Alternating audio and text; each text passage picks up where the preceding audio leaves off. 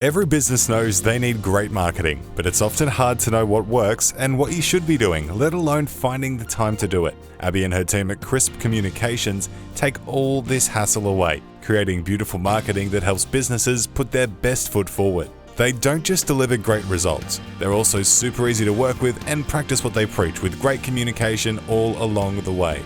So if you need a new website, new branding, new brochures, or even help with your podcast, head to crispcoms.co to find out more. There are a few things finer in life than beer. But have you ever wondered how that golden goodness was made? Then hop on board with Hop On Brewery Tours. We'll take you behind the scenes of local breweries, show you the fascinating brewing process, and even find the right beer for you. With full and half-day tour options available, Hop On Brewery Tours offer the most fun, educational, and unique day out in Brisbane or on the Gold Coast. Change your perception of beer with Hop On Brewery Tours, Queensland's original craft beer tours. Visit hoponbrewerytours.com.au today. So, are you ready to hop on? Remember, always drink responsibly. Goes to the line for now. Bailey hits it at speed along the ground. Needs high bounce.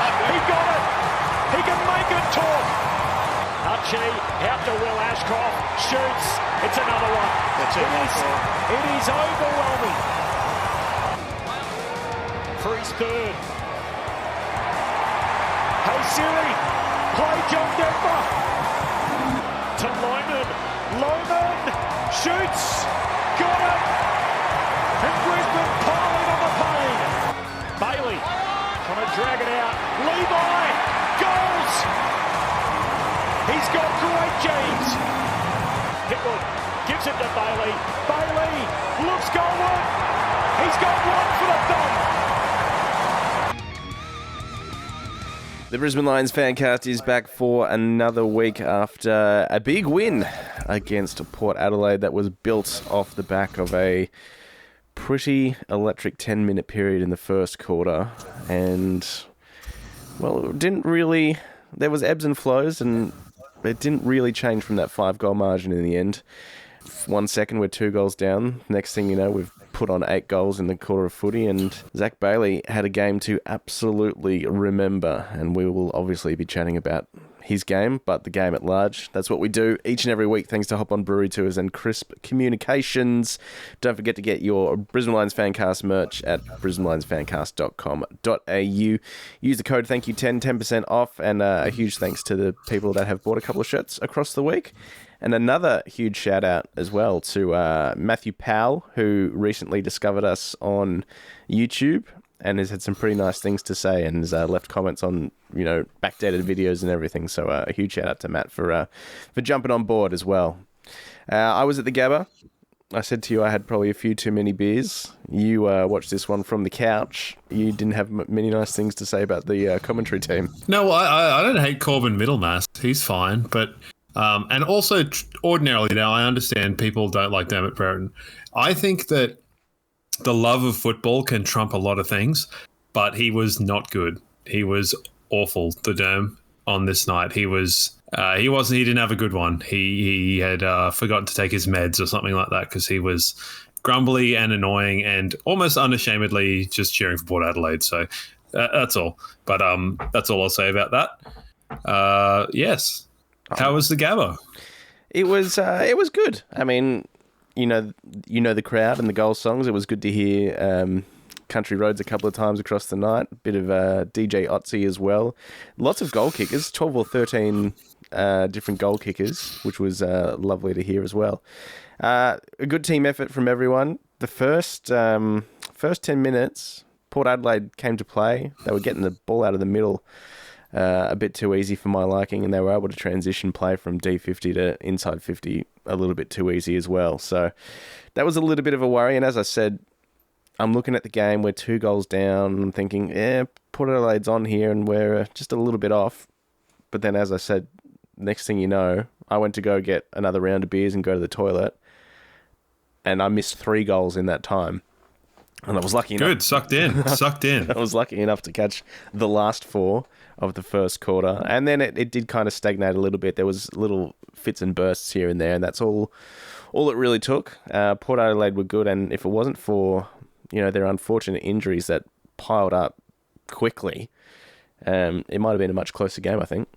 Yeah, well, you take the unluck with the injuries with the absolute berserk luck of they're just like arrowed in laser outside 50. Some of their goal kicking was amazing, and some of it was, there were 3 that were like the ugliest kicks I've seen, and they just, the one, it might have been that fella that came from Collingwood in that like calamity trade. Yep. That was like, it did I would say it was uglier than Cal Archie's in the grand final last year, where it went short side, curved back to go far side, and then curved back. I don't know how you do that. So good for them. And then Horn Francis followed it up with a helicopter from 50, and it's like, okay, cool. I would, for everyone who is like, our percentage sucks, I really want to see, I said it in the Discord, I want to see like an alternate reality percentage where teams haven't had a magnet with the ball in it behind the goals like all season. I just want to see what like a usual traditional goal kicking schematic would be and percentage, just to see where we'd be. Curiosity. But yeah, so the bye happened. That's good for us, I guess. We managed to navigate the old post-bye lull, and then heading into sort of team changes. It was just Cal Archie that came in. I mean, Dizzy came in as a sub, which was fine, but a weird one. Yeah. We said that Will McLaughlin would be unlucky, and he was. But you don't not play Cal Archie. So, and I think there was definitely some questions raised at Gardner being the sub, but I think it was the case of the ball movement that we had against Geelong was kind of too good to not try again, and it didn't quite work out this time. But him being there allowed us a bit of flexibility to plonk him forward or plonk him back. I said if Lukosius had decided to learn how to be a footballer in his most recent injury, which he did, Dizzy could have come on and done that job. I think the matchups down back we got a little bit wrong, but yeah, it was a bit strange. Like there was a lot of chopping and changing. The first centre bounce, Dunkley went straight to Butters, and they had Bergman running with McCluggage, and that just didn't really seem to last long. Bergman on McCluggage was a little bit more consistent, but then anytime I look at a stoppage, it was, Neil and Butters were next to each other. There didn't really seem to be a huge run with or a cooling role that we really stuck with. So, and then down back, it looked like Harris started on Georgiades, and then Froggy had his go with him as well across the night. Georgiades ended up kicking 4 as it was. So I still thought Harris had a pretty good game by and large. Yeah, I think just it would have been nice to just see Harris go on Georgiades and have that as the matchup. You got what you wanted, though. Yeah, you had the balled off, Starcevic and Pal Pepper. Yeah, I know. I wanted that. And then the next time I looked, it was like Fletcher was with Pal Pepper, and I'm like, oh, no, he's going to die. And as it was, he didn't. They put Bergman to McCluggage in the first quarter, and Bergman got ripped to shreds, absolutely to shreds. And then they swapped it to Drew after quarter time. And I think Willem Drew did a better job, but then it was always funny, almost like those ones where you have the intercept defender going off a player, not impacting the contest, and then McCluggage just like running out the front of the stoppage unmanned. And you're like, come on, Bergman, like, got to impact that contest there, buddy. So I think Port are a better team than they seem. Their last month or so has been pretty good. Yeah, like they've got a good midfield. So and Sweet's not a bad ruck as well. Yeah. Obviously didn't get a chop out with Vicentini going down with an injury early. And then Wine's taking second ruck duties. That was strange. Yeah, well, I did hear from some Port fans that that's kind of more usual than I know, but he's just come back off a fairly long injury layoff. I don't know, man. Yeah. Did you? Okay. An aside. Did you see Ken Hinckley's like fake teeth? I saw it after. Yeah, that was funny. Oh, amazing. Because someone said, hey, like Ken Hinckley probably should have been a bit more positive after the game. What do you think of the comments? And I'm like, this is a guy that put fake teeth in and like looked deadpan in the camera. Like, this guy does not give a shit anymore. And I'm totally here for Ken Hinckley's like just having a laugh face. Larry David on his way out of the league. Pretty much. So, Port are better than they seem. I think they're probably looking with half an eye towards next season, which is why like the Sam Powell-Pepper injury is probably more disappointing than it probably otherwise. I mean, they're always disappointing, but they'll take a lot out of that. Yeah, and they should. I thought they were good. they were really good out of the middle, especially early on, and their transition was pretty good. Our defensive pressure was probably not as good as it could have been, and even Fags addressed it. He addressed it after the GWS game and saw the low tackle count and said, yeah, but the game wasn't really conducive to high tackle numbers, as you said. This one was, and the tackle count was higher than the GWS game, but he was pretty bloody disappointed with it. You could tell. So you'd have to imagine that's going to be something that we work on over the next couple of days, because before you know it, we've got another game of footy on Thursday night. So it's going to come around real quick. And the 5-day breaks haven't been good to us this year. Yeah. How many? One? The lead up to Easter Thursday, and we got done. I think maybe Melbourne was a 5-day break as well. The game against the D's, I think that was a 5-day break. And maybe Adelaide as well. I just know every time we've had one this year, it's been bad. So that is. I might be remiss, but I think we might only have had the one, which was the Easter Thursday. But whatever. We should beat Carlton. So we should, and they're going to be front and center of the every footy show this week in the lead up as well. So another week of pressure building on that club. So that's something to look forward to. But let's have a chat about this game that we've just gone through.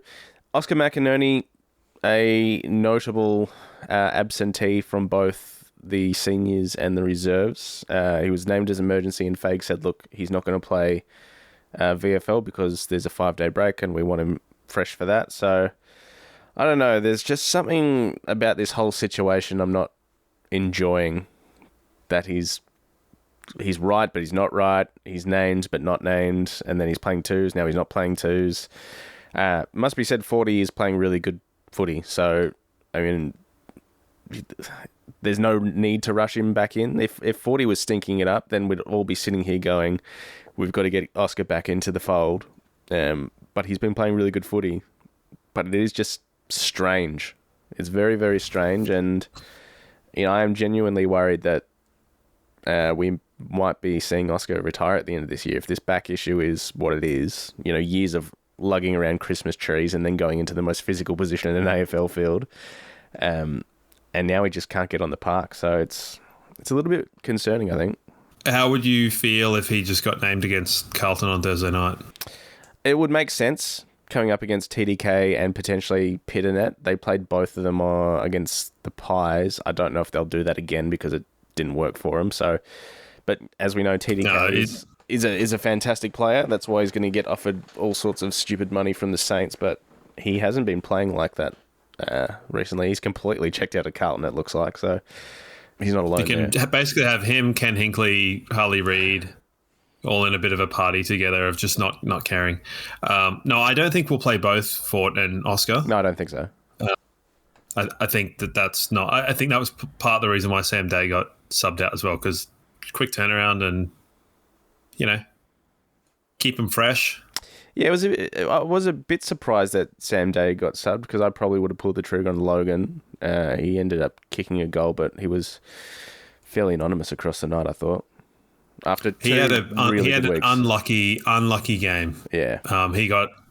He should have had two free kicks early that were not given. Like, one was just he got his absolute arms karate chopped. Yeah. It should have been a mark anyway. Like, he was having basically one of those games.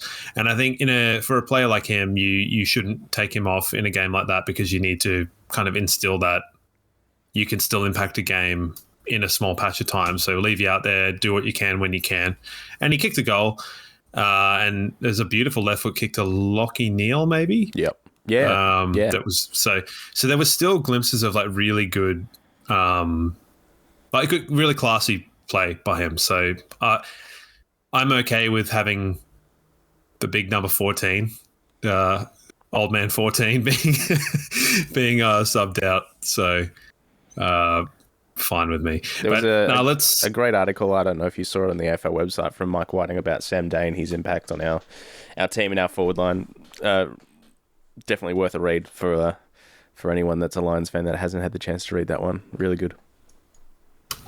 Yeah, the spike in player ratings for Eric and for Logan is there. But Yeah, I mean, it started pretty cagey. They kicked too early. Willie Rioli has to be one of the most skilled players. Yeah. Like, he just goes at his own pace, does not give a single shit, and it's just like, I will never miskick a ball ever. Yeah. So fair play to him. Bit of a throwback, love it. So yeah. Then we had the first dose of Country Road that was immediately followed up by a Sam Powell-Pepper goal from 50, which there was an element of I was just head in my hands for that one. I'm like, oh, maybe if the team weren't singing along, they wouldn't have coughed up that goal. So maybe, but I think I'm just for anyone who's listening that doesn't see the video, you have to understand that I have a very, very what would you say, Brooksy? Tongue firmly in cheek with that, I guess. Yeah, I'm really playing into it. So, yeah. But good to see Charlie impact the game earlier. Head away, no set shots. Although he did kick 2. So if he'd kicked this one and maybe missed it, then would he have kicked 3? Who knows? So good for him. Yeah, it was great. And obviously Bailey, who had an absolute blinder, got a lucky bounce over Aliir. They got done in their back line. Obviously Vicentini went off, and then not too long afterwards, Radaglia. And then Aliir looked pretty proppy as well. And he had a huge amount of tape around his knee to begin with, but he was looking proppy at times. So they were left wanting down back a little bit. And then obviously the pretty devastating injury to Powell-Pepper as well. That happened just pretty close to the bench, just where I sit. And he knew straight away what had happened, and he was devastated. It was pretty hard to watch. I mean, I'm not the biggest Sam Powell-Pepper fan, but I definitely felt for him in that moment. You'd have him in your team, though. Like, he's that terrifying that you're like, well, you'd rather him be yours than elsewhere. I don't know what's with him turning into every time he plays us, seemingly, where he just doesn't matter how shit Port are, he'll kick goals and he'll do well. So, yeah, shame for him. I want to know how it was sitting in that sort of front pocket that had 7 goals kicked from the same piece of grass. There were, I think, 4 in a row, and then 1 later, and then I think Kai Lohmann had 1 in the third quarter. Just a word on that Zac Bailey bounce. Everybody knows the second bounce kicks up. Yeah. Everyone knows. So, was it intentional? Probably not, but it also was done with this should do this, so let's hope it might. It definitely got some elevation. I don't know if you saw, just a quick sidebar here, the Essendon Gold Coast game where Mac Andrew got absolutely bamboozled by a dodgy bounce, because he was in basically perfect position to intercept that, and it just Shane Warne, Mick Gatting bowled him around the legs straight through. All you can do is laugh in that situation. I didn't see that. I saw Nate Caddy getting cleaned up by an umpire or vice versa, and just had a bit of a laugh to myself. But was it a bit like that Adam Treloar one last year that just sort of thing? It was going straight towards him, and then it just veered to the right and went around his legs, and you could just see the look in his face as soon as it happened. He had to smile and put his head down and go, I can't believe that's just happened. How embarrassing. So it was a ball of the century style one. Yeah, it was pretty funny. It was nice. I mean, it's a bit different now looking at the score worm on the iPad, quite large, but on the phone in that first quarter, it was vertical. Yeah. For that patch of time, it was amazing. I loved that. Just the quick fire goals. 2 to Bailey, McCluggage, stand and deliver. Ashcroft. Who else? Calamachi. Charlie at the end, and then Eric to finish off the quarter. You can't ask for much more, can you? No, you really couldn't. It was I'm not going to say it was a perfect quarter, but it certainly was a blistering 10 minutes, 10, 15 minutes at the end of it. Do you think there's a club that looks at that 15-minute patch and goes, that's fine? Like opposition club? Or are they like, oh my goodness me, No, I think that's terrifying. I think at this stage, you'd look at that and go, yeah, we know Brisbane can pile on goals and pile them on quickly. Like that's been one of our sort of hallmarks. It was good to get our forward half game going again over the last couple of weeks. And yeah, like I said, there were definitely moments of pretty disappointing footy, but there were equally, 5, 10, 15-minute periods across the game that were just as exciting. And, once we got that buffer zone of 5 goals at quarter time, it was never really threatened. They got within 3 goals here and there, but it was never really likely. What did you make of Dunkley kind of coming out of the goal square a bit more than we're used to seeing? I didn't mind it because I thought it allowed Cam Rayner to have a pretty good game further up the ground. It felt like those two had sort of swapped roles a little bit, and I thought Cam Rayner, while not being as instrumental as he has been over the last month or so, I thought he had a pretty good game. He's had a pretty good sort of 4 or 5 week period. But yeah, I like Dunkley's. His overhead marking ability, contested overhead marking ability for a midfielder is like, I can't think of too many other midfielders in the competition that have that going for them. No, not too many. Your mate Dawson. Yeah. But, I think to me there's an element of it where it almost seemed like the game was... Because that seemed to happen more so in the second and third quarter than the first, although it probably did happen in the first quarter, but it seemed like a little bit of... and allowing a different centre bounce contingent, almost looking at an evolution without Dunkley in there. I still obviously think we're best when Dunkley is in there. But yeah, it was interesting. Paid dividends, but at the same time, was there lack of pressure down to that in the second and third quarter, possibly? Yeah, potentially. Sliding doors, my friend. All right. Look, is there any other particular players or moments or bits and pieces about this game you want to have a chat about before we get into some votes? We've only talked about the first quarter. Yeah. So I don't know. I know that. Your drunken blur of the game might read a little bit different to mine. Yeah, very possibly. There were some good moments. Lockie Neal kicking a goal is always good. Kai Lomans was oddly similar to that grand final one where he's running away, albeit just on the opposite side. We had Joe Richards and Horn Francis absolutely butcher the ball in for goals. Logan chipped in. I really liked Levi's goal. It was really good goal sense. Yeah. And I reckon it was a lot more difficult than it seems. Judging the ball, going over your head, taking it and kicking it in one action was really, really impressive. And then, Zac Bailey. When it got to the end and we were on 119 points, obviously not a great number for Port Adelaide.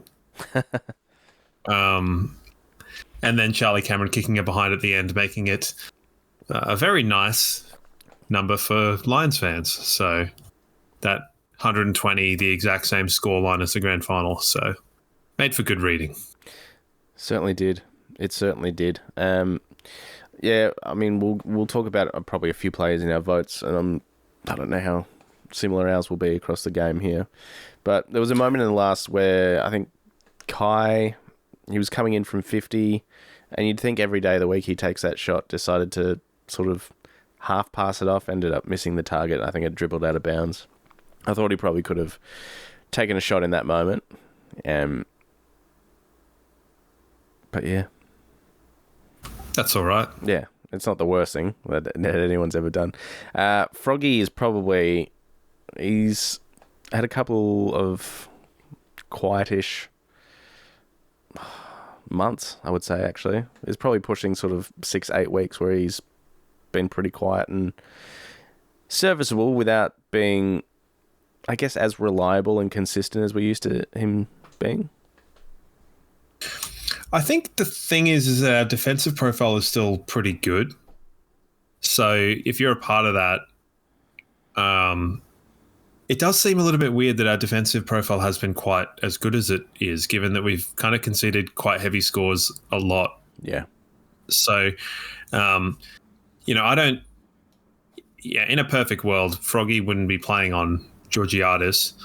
And I just think sometimes when you're letting guys go and going, okay, well, Lukosius, you can take shots from outside 50 on the boundary line.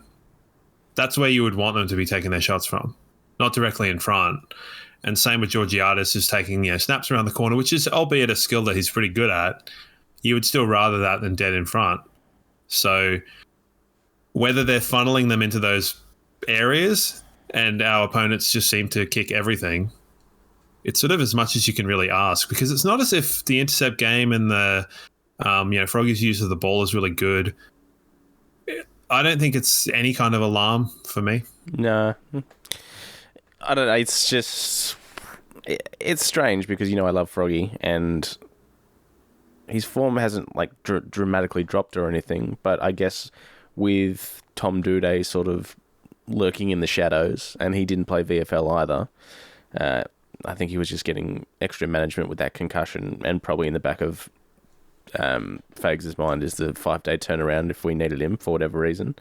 The VFL team that we put out was vastly different. They're very few senior players on that list. So I don't know if there's going to be a huge amount of changes for this game on Thursday night, but I guess we'll wait and see. But yeah, I think with Tom Doedee thereabouts, and Froggy sort of towing the line with his form, I wouldn't be surprised if that change doesn't happen in the next 4-6 weeks. Yeah, it really depends on what we want to be doing with our defensive... what word am I looking for? Defensive group? Yeah. Because the last 2 games we have gone smaller. And I said it when we did it against Geelong that probably if Ollie Henry plays that whole game, it probably doesn't quite work the same way. And I think with Vicentini going out early, it enabled us to do that because we had, you had your Shannon Neal being your Georgiades, and then your kind of Roma being Lukosius, Jeremy Cameron style. So it did work in terms of the matchups. It's just that the players weren't quite as nice. They didn't quite win their matchups because I think you had Harris on Lukosius and Frog on Georgiades, and to me, I just would swap them. So yeah, the matchups I didn't think, as I said, I didn't think they got quite right, but they did what they thought would be the best, and we won the game. So ultimately, it doesn't really matter. But if you throw in another tall, or if Vicentini doesn't, who would have played on? How would they have restructured that if Vicentini's there the whole time? Yeah.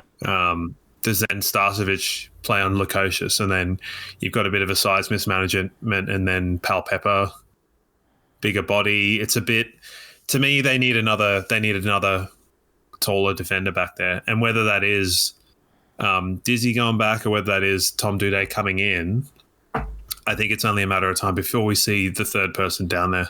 Yep. And unfortunately, that means that one of the halfbacks has to be shuffled around. So someone will be missing out further up the ground, because I think the one you pull out is you probably put Fletcher up onto the wing, and then someone else goes.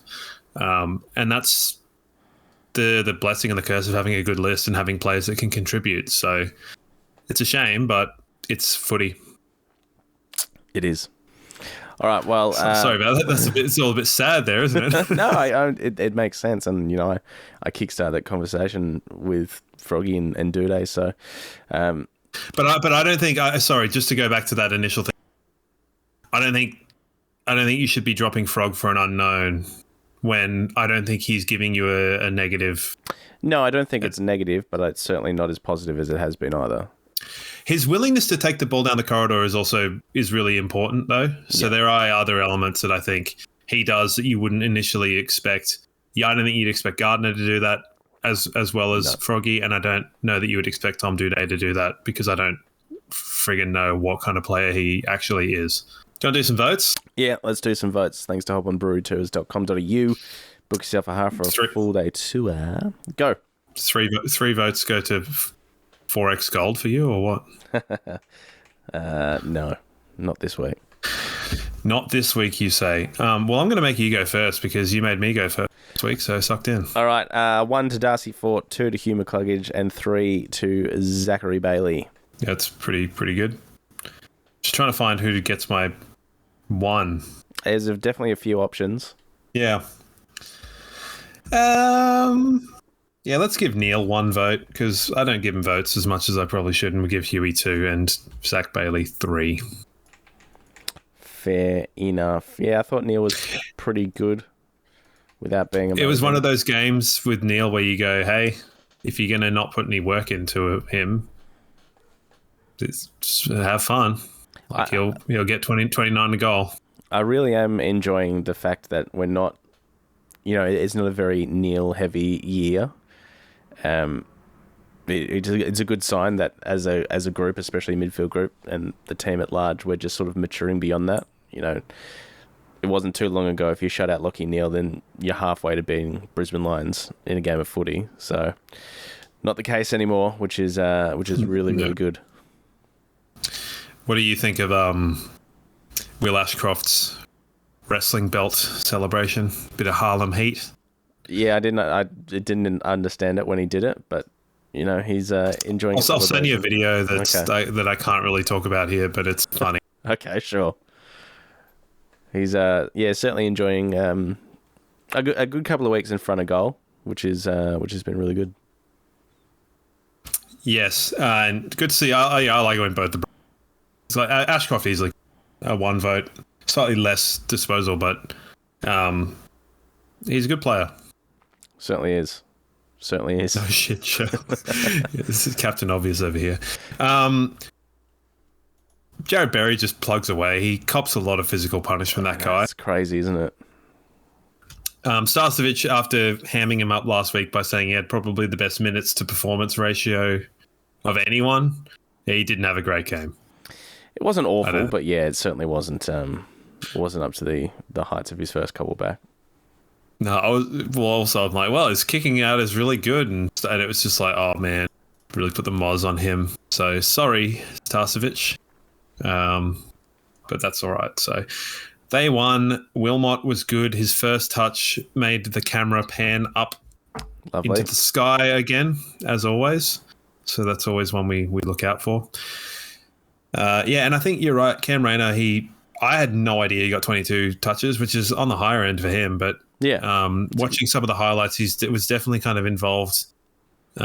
Maybe they wanted him there to be a bit more kind of physical with Butters and, Drew and stuff all around Wines, some bigger bodies, which is not to say that our other blokes aren't strong, but it's good to have the cannon running around in there. So it's good. Definitely. Like Horn Francis, you chuck him in there as well. They're a pretty strong midfield unit, and I don't think...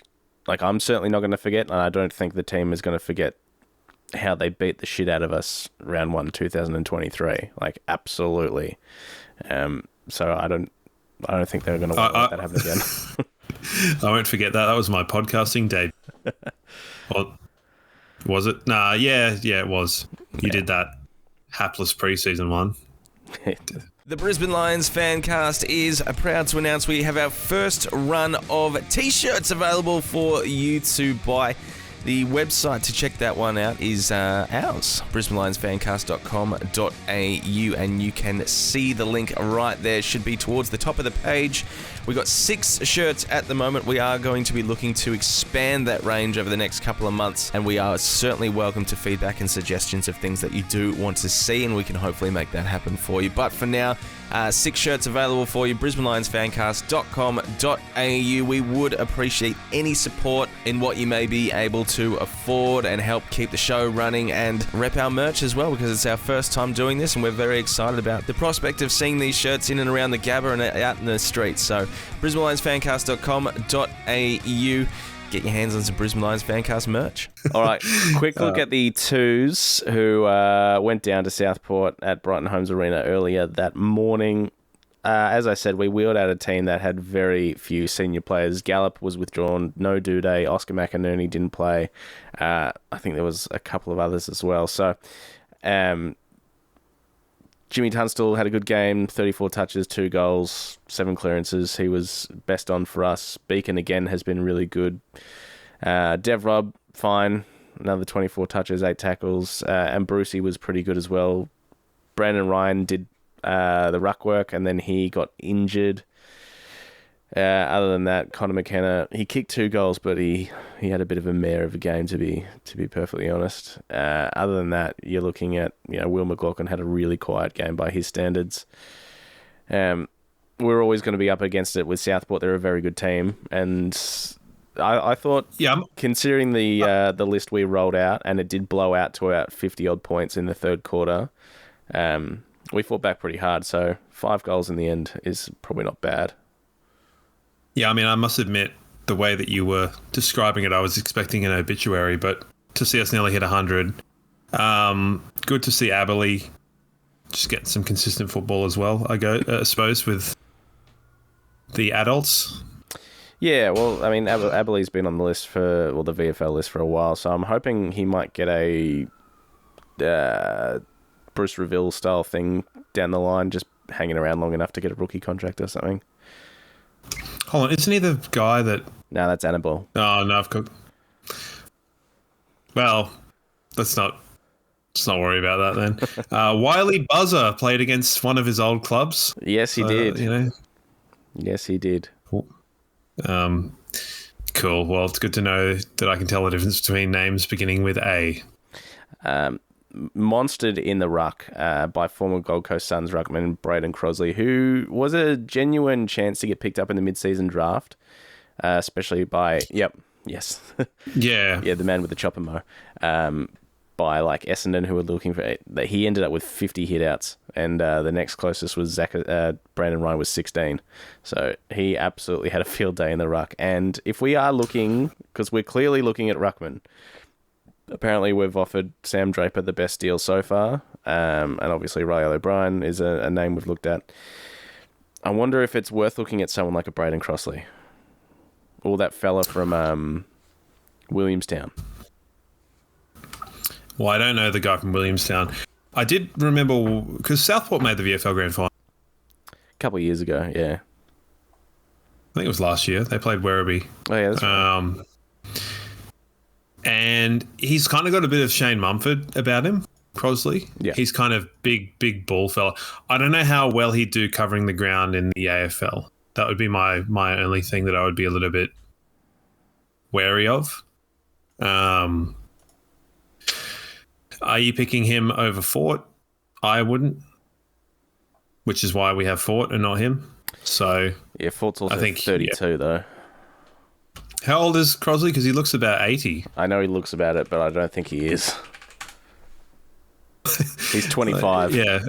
Okay, that is a very old 25. Yes. That makes me feel ancient. Yeah. Because he's a bald fella, right? And I'm not saying that just because you're bald, but Josh it does Walker give was off a bald certain... at 21. Yeah, I know. He was bald and then he wasn't bald. Yeah. It was one of the great recovery stories.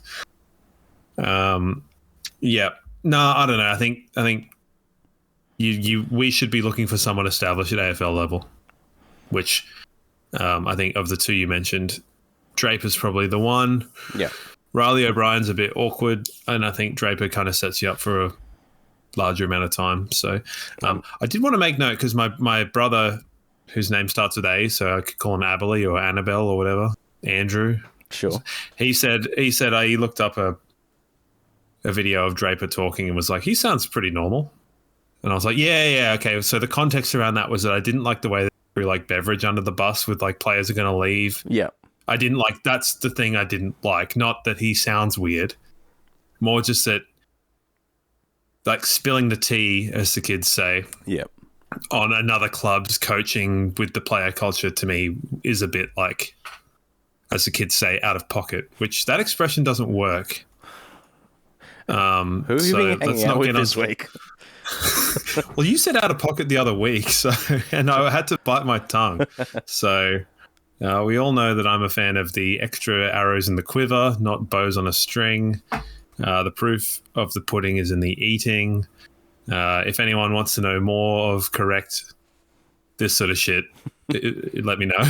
Tune into your other podcast. Grammar with this idiot, featuring a calculator.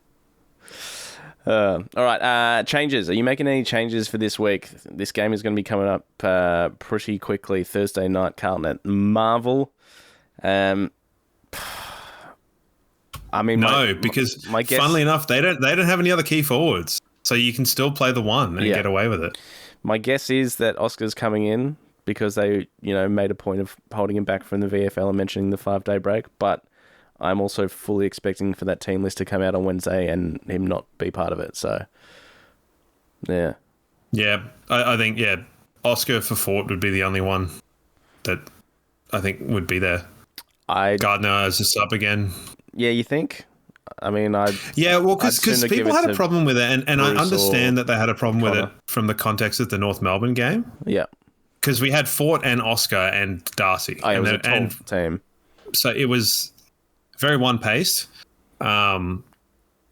So I don't mind because it gives you some flexibility. And we do have it does mean that we do.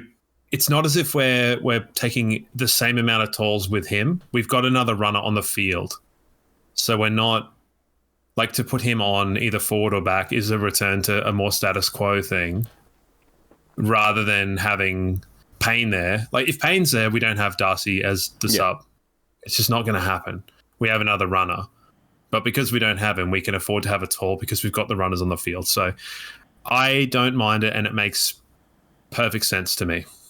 It does, but then, if something happens like it did in the North game where Jared Berry gets knocked out and then you really are looking tall and a bit sort of one-paced. Yeah, but the thing is, because we have other runners, that's where you swap Fletcher to a wing and you put Darcy on down back. So it's different. It would be that example only works if we've already got Payne and Lester and Fort, and because I think Fort was in for Day, so we've still got the same number of talls. So I think it's okay. I'll disagree with you. Sure.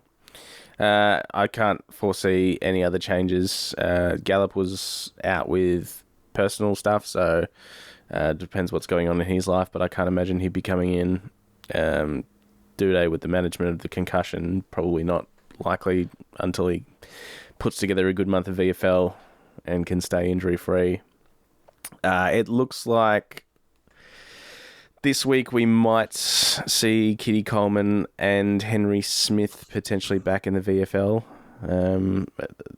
Those injury timelines are sort of either this week or next week, so it'd be good to see them back in some sort of form. Whether that's VFL or AFL. You did a bit of Mitch Cleary news breaking with Kadeen Coleman a few weeks ago. So have you heard any more from your little birdies? No.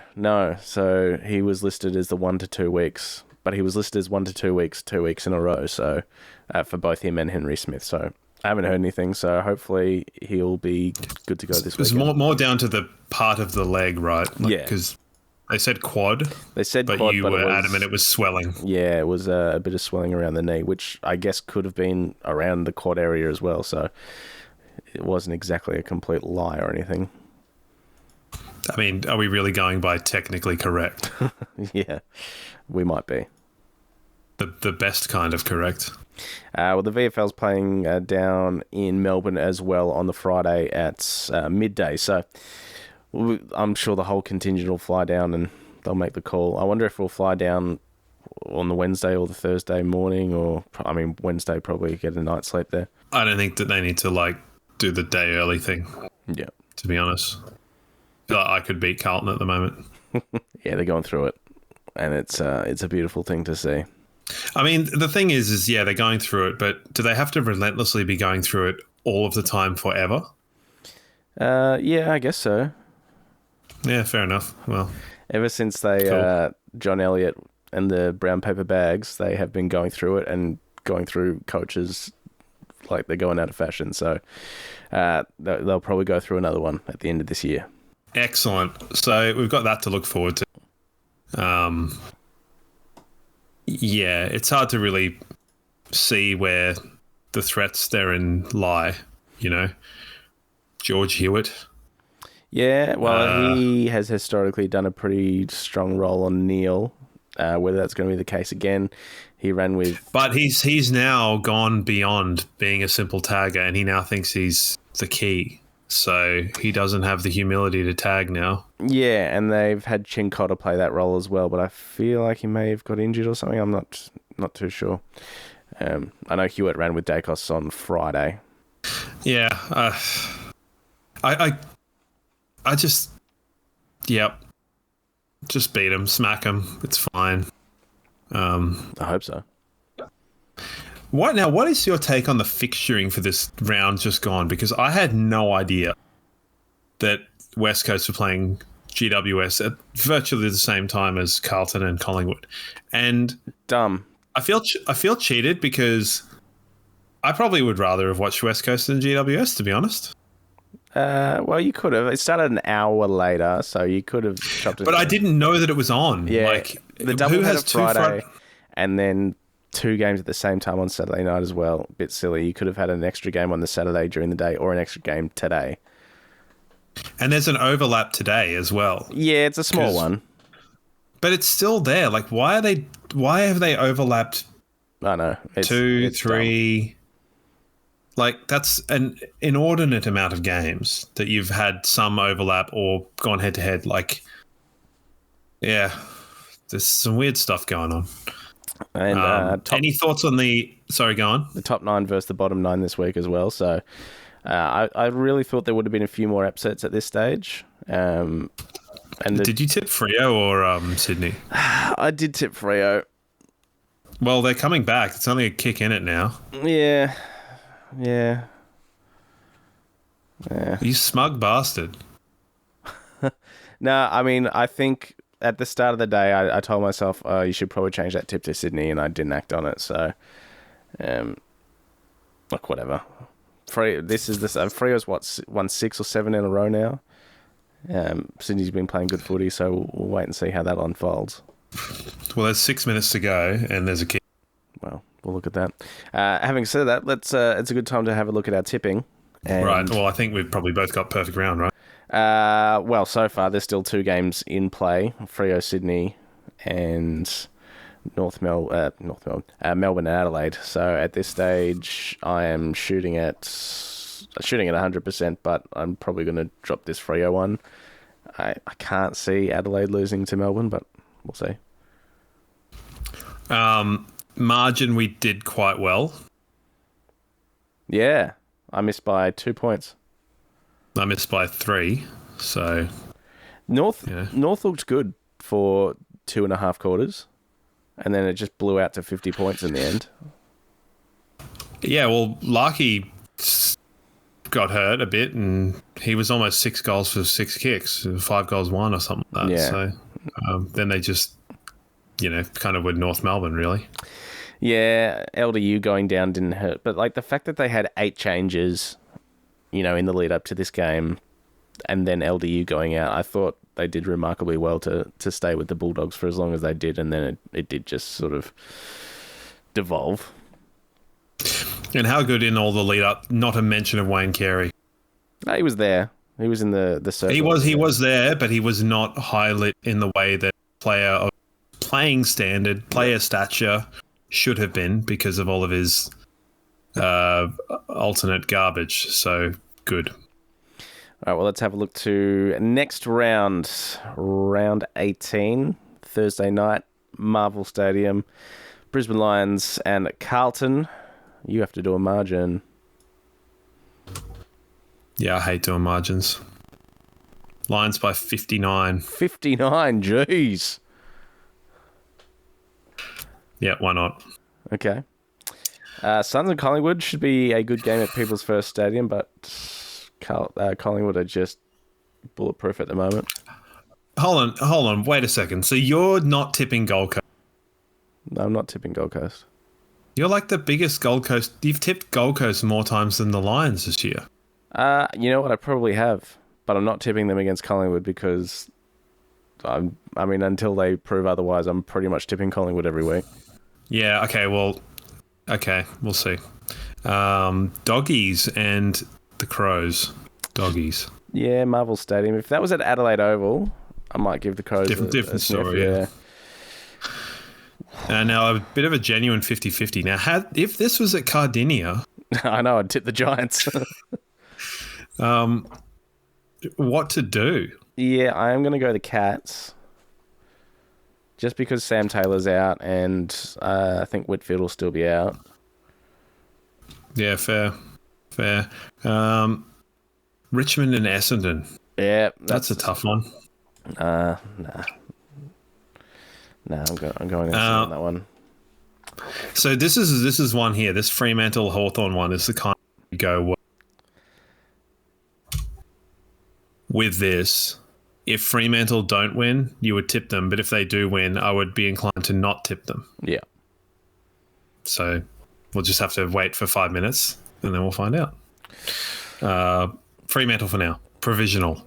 Melbourne. That's a tough one. I might actually go Hawthorn for that one.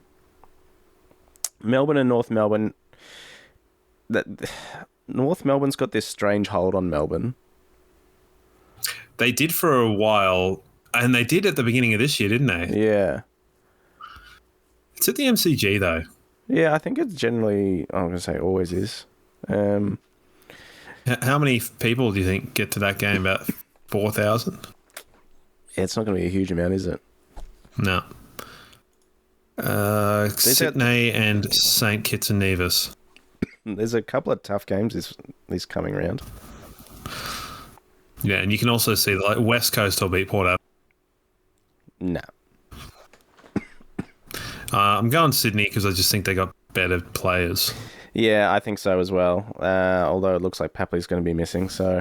But Errol Goulden back in that team just makes such a huge difference.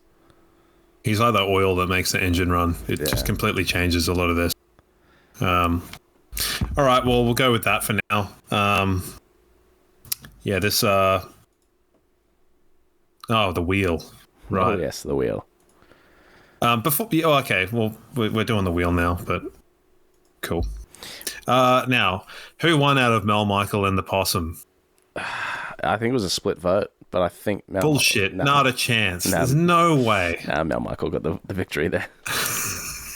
You can't lie to me. Like, it's Mel Michael. It is a time for the Crisp Communications wheel. CrispComs.co. Get your free Brisbane Lions Fancast stickers. They're available through our website. Every player that's played 50 or more games is on the wheel, and there are some definite names on this wheel. Speaking of random names, I saw Aaron Cornelius at the Gabba last night. That's a random name. All right, let's give this wheel a spin. I can't recall whose turn it is, though. I think you stuck with Possum, and then I overdid you with Mel Michael, because there's not a chance that I would have skipped on Mel. Yeah, him or Okay. All right. Well, that means it's your turn to pass or hold. Oh, beast mode. I thought that was Michael Voss. I'll stick with Matho. He was my favourite player for a while. Yeah, it's going to be hard to back him in based on ability, but there's definitely, enough to talk about with. And I've got Joe Danaher. Big Joe Danaher. And we spoke about him on the show last week, how there was some sort of weird links to coming back to Sydney. That has since been squashed by just about everyone else going, there's absolutely no chance. Yeah, nah, I don't think so with that. Now, Matho, he's better than Darcy Parish. I know that sounds a little bit of a weird comparison to make, but if you look up their little draft photos of them, they were buds on boats, just having a bit of a sail around, or in the tinny. I, for all money, thought Matho would end up going back to Essendon, or going to Essendon to be with Parish, his little buddy. And then they got Setterfield or something instead, and it didn't really... Whatever. One of the great debut games. Did he bust all of the high free kicks? Yeah. Did he bust out the shotgun on debut, or did that come after? Nah. So the shotgun was against Geelong. That's right. It was against GWS. When they were about 80 points down. So good for him. And then I remember Joel Selwood really getting in his face about it, which is funny because Joel Selwood was Matho's favourite player as a kid. Yes. So it was very much a not meeting your heroes kind of example. Yeah, he was... I think when he started to get really, really bulky, it was detrimental to his playing, because he was a bit nippy and like he could kind of go forward and he could take marks and stuff. And then one preseason he came back and he was like enormous. Yeah, he did. And I don't think he it really worked. He looked taller as well.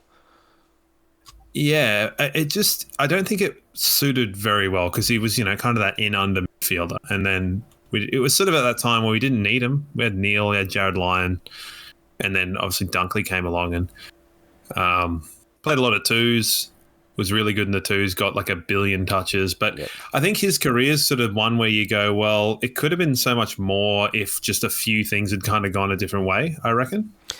Yeah, and I remember it was 2021 when Neil missed a big chunk with, it was like that back or the shoulder or something, and Matho stepped in, and we did really well during that period, and it really showed what Matho could do, but he was just a victim of the midfield that it was just too hard to crack into. So, it evolved past him, you know, exactly what Dev Rob's doing now. Yeah, and even then they've both gotten similarly gigantic, so. Don't know. Must be eating something weird in the twos. Talk about the clear winner. I mean, Joe Danaher. If you want any confirmation of why this man should win this particular argument, just go back and watch the last 5 minutes of the semi-final against GWS last year. I mean, obviously a very enigmatic character, which I love that he's just always been his own person. Someone that can walk away from $1 million and go, yeah, that's enough for me, and just sail off into the sunset and go holiday in Europe. That says enough about anyone, really. Driving up from ocean shores to go to training, doesn't own a TV, just a genuine odd character, but a really lovely bloke as well, and highly gifted footballer, and that just didn't really... It's not that he didn't care, but it certainly wasn't the biggest thing in his life by a long shot. And I think every Lions fan just absolutely loves Joe Danaher for what he did for the club in his particularly his last month of football. But those finals in particular. Well, yeah, I mean, and a huge big game player.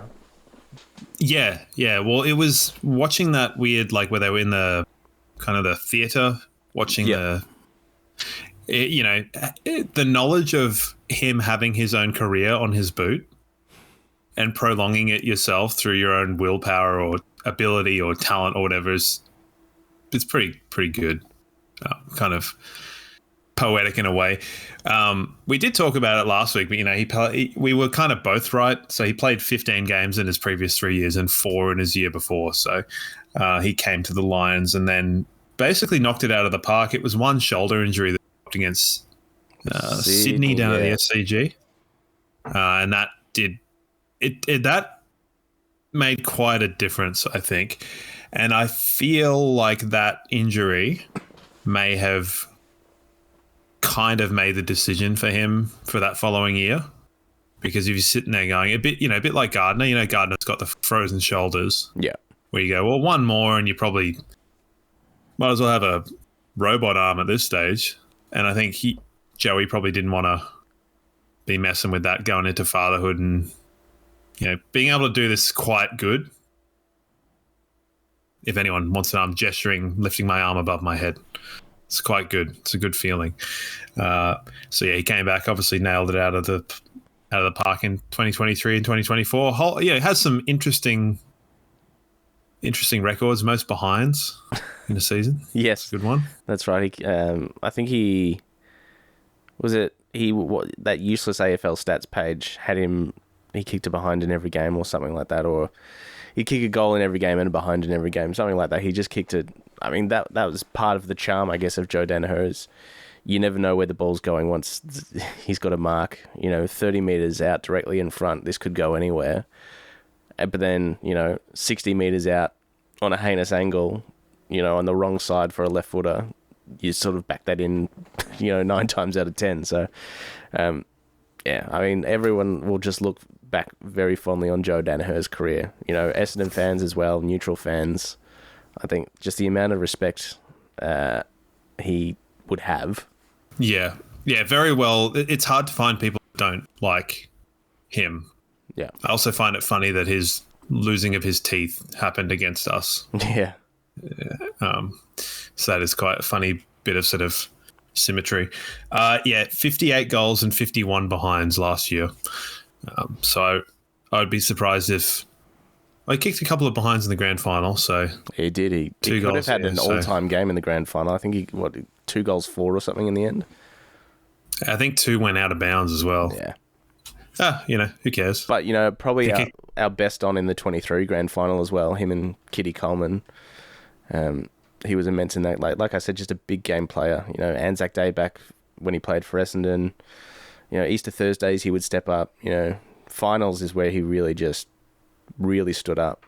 And I remember that 22 final against Melbourne where he was the late withdrawal because we'd already lost Oscar, and then the night before or the day of or the morning of, it's like, oh, Joe Danaher's not going to be there either. Oh, we're doomed because we'd just been belted by Melbourne by 10 goals 2 weeks earlier. And then in comes old mate Tommy Fullerton, and, we all remember that one as well, yeah. Yeah, amazing. Well, the week before, Danaher sliming one out the back against Richmond was the game winner there. So, lovely. Well, I think he wins.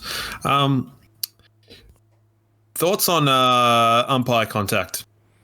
Yeah, it's been a big one this week, isn't it? I was very surprised to see Gold Coast basically flat out ignore it, considering that Matthew Rowler's on the precipice of copping a bloody suspension here. And I don't know if that's by design to take a stand. But yeah, I think if you're deliberately manipulating your position or you're pushing someone into an umpire to, gain space or something, then sure. But there's going to be a lot of incidental contact, like standing on a foot or, an ankle or something. That's going to happen, and it's not. I don't know. There just needs to be a bit of common sense. The one again that Dunkley did where he was running and the guy backed over his ankles. It's like, no one's trying to... Did you hear what Brad Scott said? No. So he kind of... now, I might be slightly wrong. Didn't quite get my sources entirely fully read. But the kind of... What I took out of it was when he was head of footy, he was trying to get the umpires to move out of the corridor the whole time he was there. Yeah. And they just would not do it. And Steve McBurney said something along the lines of, just treat us like we're invisible. And it's like, well, we can't. So move. Get out of the corridor. Yeah. I don't understand why, if you've got an extra umpire, you can't have that person have 2 umpires either side of the center bounce or whatever, and then have the guy exit forward so he can see where he's going. I don't get it. Why do they need to back out? Go forward. Take control of your own safety here. It would lead to a pretty funny thing where I think, and the bounce would need to go for this to work, I think. So if you threw the ball up, ran forward. That would look so funny. Which I know, and I was thinking about it going, well, if it's on the you'd need them to be facing away so it doesn't look like they're like Terminator charging towards the screen at you. But it would be kind of funny that they're fleeing the scene. But you have the 4th umpire in there to take care of it. So you've got all of the bits at your disposal. But the Nate Caddy one was stupid because Nate Caddy's running in to try and impact the game in the forward 50. And the umpire literally just runs 2 steps across his path and stops. He stopped, ran 2 steps, stopped, and then Caddy's looking and just fucking cleans him up. And Caddy got hurt more than the umpire. Yeah. So I just think there needs to be obviously common sense of that was clearly an accident, and dude, it's umpires. There's no common sense. Yeah. There's no common sense. What about I know I got lambasted the other week for suggesting that there might be a bit of soft protest going in terms of the quality of the umpires. But it's they're in a position where they're not being made full time, so they're not getting paid as much as they probably want. And they get targeted all the time from fans, from media for not being very good. coaches, players don't know what's going on, and you've got shit like this where they're running into people, they're getting hurt more. Hit the gym guys, possibly. Like, I don't know. What about goal umpires that get flattened in packs on the goal line? Like, yeah, but I will ask you. Okay, yes, I agree, but David Roden, he's never going to struggle with that. No, true. Because he knows the standards that need to be like, well, I'm not going to die, so. And I like that guy with the mustache, but yeah, some bicep curls. But yeah, mustache man, especially when he's doing a day game and he's got the the servo sunnies on as well. Loves it. It's so good. Yep. Anyway, but I think that it's two-pronged. The umpires could be looked after far better as a collective by the AFL, but I also think they themselves can look after themselves better. Yeah. So it'd be interesting to see insane. If there is any suspensions by the end of the week, at the end of the year. Well, the other thing that was funny is that this thing has come out, and you probably watched Footy Classified last week, but there's sort of no one in control of the AFL right at the moment, or the footy at the AFL right at the moment, because Laura Kane got demoted, Swanee's not in yet, the other guy's on holiday. So, like, who came up with this? Yeah, true. So it's almost like, whose idea was this? What? I don't know, baffling. It'd be an interesting watch, especially with the Suns, because they were taking the piss a bit yesterday. Like, I don't know if Can you imagine can you imagine round 25 plus yeah. Suns versus Essendon, Rail gets done? Oof. I can see Gold Coast not making finals. Well, one of those teams is going to miss out. Freo, Yeah, Giants, there's 9. Gold Coast. There's 9. Yeah. And I can see it being the Suns. Yeah, I could probably make a case for a lot of the teams. There's so many teams right now on 40 points.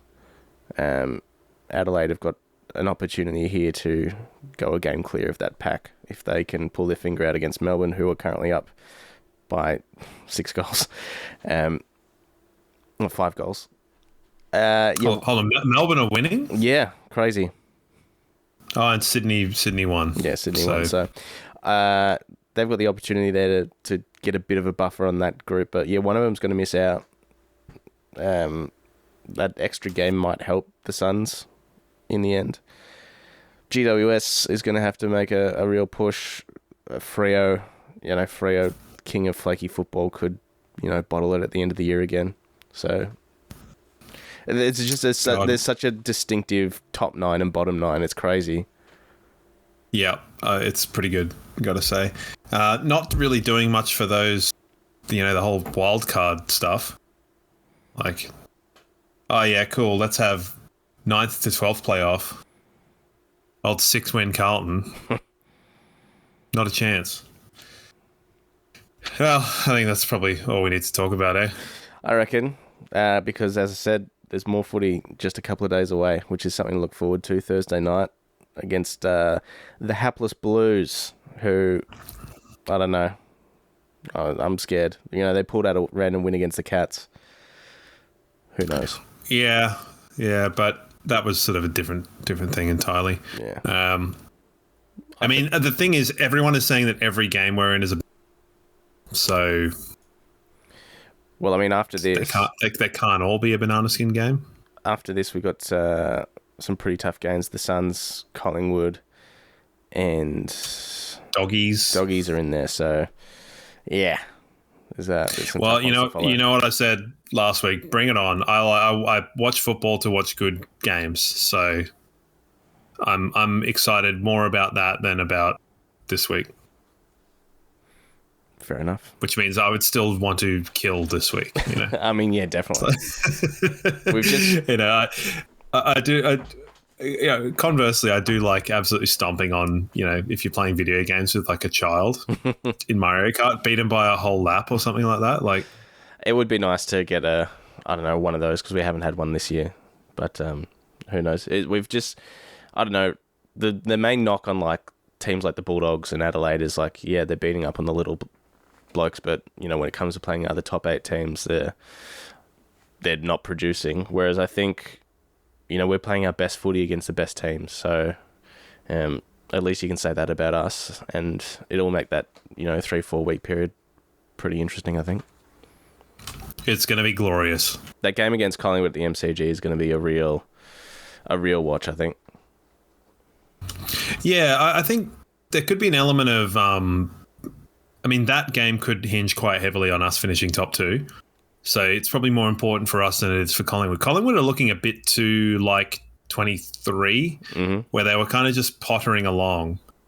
They haven't had a lull. And the longer before they have a lull, the more hope I get.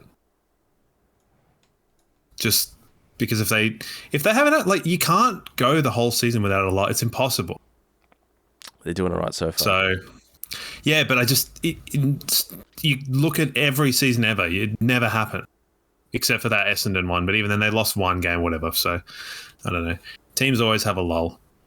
Yeah, well, hopefully it's around the same time we play them. No, hopefully it's in the finals. Yeah, okay. Even better. Because if they have a lull when we play them, then they'll be back for finals. It's the same way it was in 20... Do you not learn anything from history in 2023, Brooksy? Yeah. Come on. Yeah, you're right. You're right. Like, we had a lull last year, just before finals. One that we disagreed on. You were advocating for. I was panicking. Really cool. God.